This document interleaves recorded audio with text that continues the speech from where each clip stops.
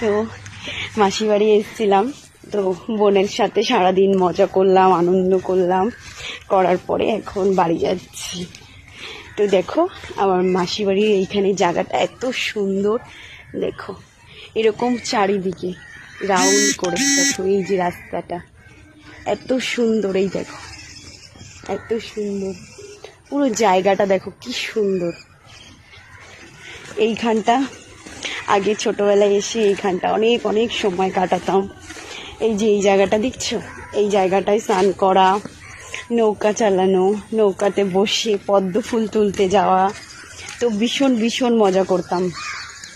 এখন সবাই বড় হয়ে গেছি, তো এই কারণে এখন আর সেভাবে কিছুই হয় না। তা অনেক দিন পরে বোন কাছে আজকে আসলাম, ও একাই ছিল যেহেতু মাসি ছিল না বাড়িতে, তো যার কারণে আজকে মজা করতে করতে সারা দিনটা কেটে গেছে। কালকে রাতে এসেছিলাম, তো রাতের বেলা অনেক অনেক মজা করেছি, তো যার কারণে ভীষণ ভীষণ আনন্দ লেগেছে। তো সুন্দর জায়গাটা দেখো, খুবই সুন্দর জায়গাটা এটা। তো ওই যে জায়গাটা দেখতে পাচ্ছ, ওইখানটা হচ্ছে আমার মামার বাড়ি, আর এই পাশটা হচ্ছে মাসি বাড়ি। তো কালকে রাতের বেলা এসেছি 9টার সময়, তো এখন বাড়ি যাচ্ছি, কেননা সকালে আবার আমাকে অনেকগুলো কাজ আছে আমার, যেগুলো আমাকে করতে হবে। কারণ কি বলো তো, তোমার কাজটা একমাত্র তুমিই করতে পারবে, সেটা আর অন্য কেউ করতে পারবে না। তো এই জায়গাটা এত সুন্দর, অনেক দিন পরে এসেছি, তো মানে আমার রেখে যেতে একদম ইচ্ছা করছে না। কি বলবো তোমাদেরকে, এত মানে আনন্দ করলাম সারাটা দিন।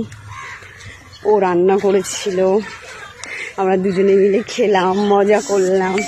আর একটা জিনিস দেখো, এখানে একটা জিনিস খুব মজা লাগে, এই দেখো ছোট্ট কত, দেখো ছাগলের বাচ্চা দেখতে পাচ্ছ।